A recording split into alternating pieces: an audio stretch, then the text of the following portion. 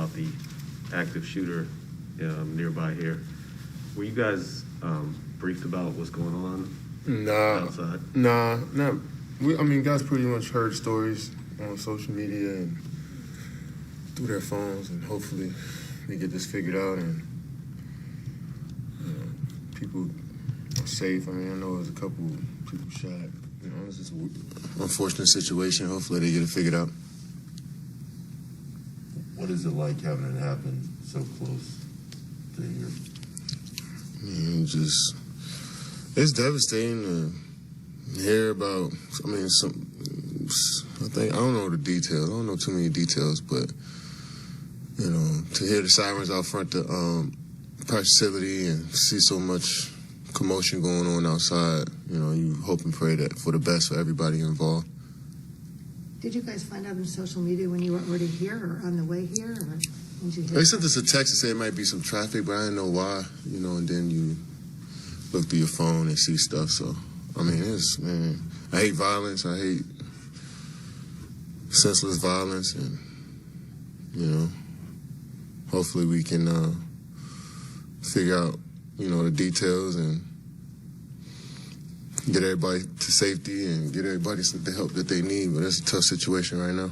So you found out while you were on the way in here, or you found out? Yeah, I just found out that there was going to be some traffic, so that they always text us when there's traffic and get there a little early. But I didn't know the specific reason until I got into the building and, says that, you see the helicopters out front, outside, just want everything to work out and, we figure it out. On the game, this is kind of, I'm sure you've had regular seasons where it's kind of anticlimactic at the end, but for you, it's been like nonstop here. Yeah. Going hard. Is that different? Is that good or bad going into the playoffs? As far as... You kind of ramping down towards the end of the regular season when there's not as much to play for, but you've been going hard the whole time. Yeah. Is that a good thing or a bad thing? It could be a good thing. Depending on how you're looking at it. For me, I look at it as a positive that you can stay in rhythm and play in meaningful games in the regular season. I feel like every game towards the end of the year meant something to us as far as playoffs is concerned. So it's good to get that feel. There's pros and cons to everything. There's also, you playing a lot of minutes. Getting that playoff type intensity before the playoffs actually hit. Is it good for your bodies? Is it good for your mental? You can ask those questions too, but I try to err on the side of, how can this help me? And I think all of us as individuals playing in those meaningful games is going to help us moving forward. Having played in so many big games in your career, how does that intensity that you feel now going into this playing game compare to big playoff games that you've had in the past? I try not to compare. Each situation is different. They all mean something a little different than the last one. And, so just go out there with a free mind to go play and have some fun. Does it feel, I don't even want to say like a Game 7, but more like maybe a Game 6? It feels like a playoff game.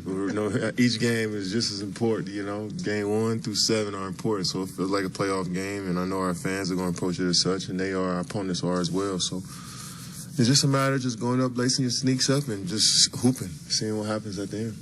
How much of the motivation is, if you do win tonight, you get 4 days before you go into that Boston series? I think we're all motivated just to get up and be in this position. A lot of teams have gone home and enjoying their summers right now. So I think our motivation comes from just still being in the fight and giving ourselves opportunity, we're just focused on today. Kind of side question. Who would you pick for the MVP? I had this conversation last night with a couple friends that I'm not huge into narratives, and I feel like that's the main factor in winning MVP, because when you look at all of these guys' numbers and their team records, it's all pretty incredible. You got 3 or 4 guys on that list averaging over 26, 27 a game. Rebounds and assist numbers are up. The team numbers are 15, 20 games over 500. When you got 4 or 5 guys like that, it's tough to choose an MVP. So it's always probably going to be about a preference of who you want personally, individually, what story fits the best for you as a voter. You know, because when you break down all the factors, it's way bigger than basketball at this point. You know, so if I had to choose, I would go Joel Embiid. Led the league in scoring, double-double. This team won 50 games this year. I mean, you know, numbers were incredible. It's a great year, you know. But like I said, you can just close your eyes and just pick any one of the guys, right? And out of the top 6 or 7, and you can have a good MVP this year. So that shows how great our league is right now and how talented our league is from top to bottom. But I would go Embiid if I had to choose. Do you think you could be part of that conversation? Yeah. I didn't. The criteria, I guess, to play a lot of, 70% of your games, 80% of I your. don't think there is a criteria. Is there a voting criteria? To finish, you're like 3 games short. Do you know that? 3 games short of what? To qualify for the scoring title here. Yeah, that's what I mean. But there's no criteria. Like my numbers don't count if you were to look at. You got to hit 58 games. Yeah. So I see why I'm not in that conversation. But I'm sure there's a lot of guys in the league that play MVP caliber basketball for their clubs, and that help their clubs do, reach heights they probably never reached this year. But when it comes to the whole league, there's so many great players playing right now. It's just hard to choose. But I could really say it's 10 to 12 of us maybe that can be in that conversation, and it's pretty cool to see that in our league. I mean, obviously, you always want to be healthy. You never want to be hurt. There's more galling even when you look at the games that you missed because you would have had a real shot at another MVP, or you not even really sweat the award that way? Yeah, there's a lot of what ifs. In this game, such and such thing get hurt, and they would have won this, and such and such, this would have bounced a different way. They wouldn't be looked at this way. There's a lot of what ifs, But it is, I felt like I played at a level where I got better throughout the season. My teammates played well off of me, and vice versa. I played well off of them. So I felt like I came in and approached every day like a valuable player, and that's good enough for me. I mean, speaking of, since you came back, I think you guys are like third in three-point shooting since you came back. Yeah. And teams are selling out, blitzing you. I mean, do you look at that as a function of, like, you're looking at like 3 guys when you're trying to drive? Do you look at it as a function of the way teams are selling out to stop you, and you can kick it to open guys? Yeah, I just think that's just the standard for a player. I mean, for superstars in this league, that you get everything get thrown at you from a defensive perspective, where you got to handle a lot of different scenarios, and that's the kind of as an MVP, that's what your job is to do, is to handle all different obstacles out there. Everything can be easy, but when you got different schemes you got to play against, players in and out the lineup, guys, not shooting it well, how do you react, or being out 20 games, how do you come back to react? So I think being an MVP caliber player is about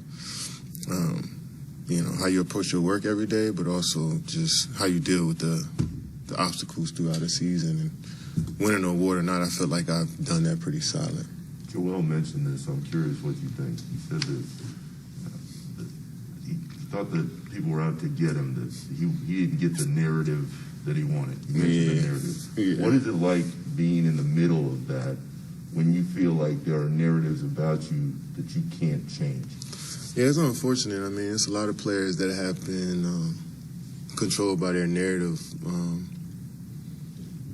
Some of it has been because of the player. Some of it just has been because of perception of other people about that player. In Joel's case, more people just like Giannis and Jokic. Simple as that. They just prefer them more than Embiid's personality or his story, I guess.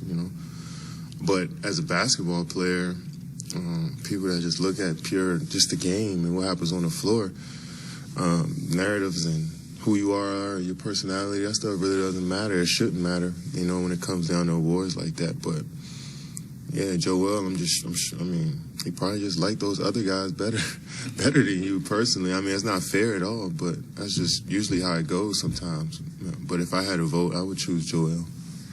I personally think it's unfair for some players like Giannis to have two, and maybe Jokic gets two, and you only have one.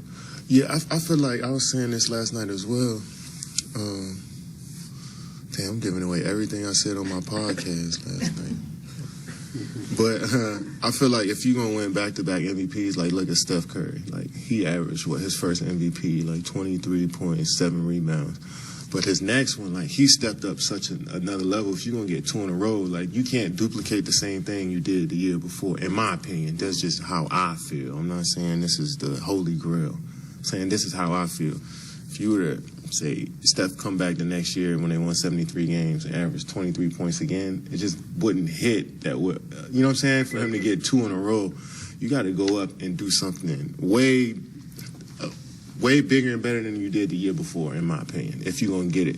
If you're going to do the same thing you did the year before, you might as well just go ahead and have another winner. You know what I mean? So I think back-to-back MVPs are special, and the season that you have to have, team-wise, individual-wise, it all has to come together in order for you to win back-to-back, in my opinion. So I feel like Jokic has an incredible season, but Joel's season was just as good, if not better. So I think he deserves MVP, in my opinion. So the other argument, too, is just give it to the best player. Like Jordan would have got it every year then, but they don't do that either. Yeah. So Yeah. I mean, that's another way to look at it. I mean, but who do you define as the best player? Like, you know, That's tough. what do you look at as your best player? What's the criteria for you as the best? I mean, everybody's is different. People view the game different. They consume the game different. It makes them feel a different way. Like certain stories hit them, you know, a little different than other stories. It's mainly like who are these guys picking? Like who making these decisions? Like that should be the question. You know what I'm So you saying? don't think the media should make this decision? It should be a mixture, in my opinion, of players, media, executives. I mean, but obviously a lot of people don't like the criteria right now, so something should change, right? We'll see. It's a good conversation to have for basketball fans.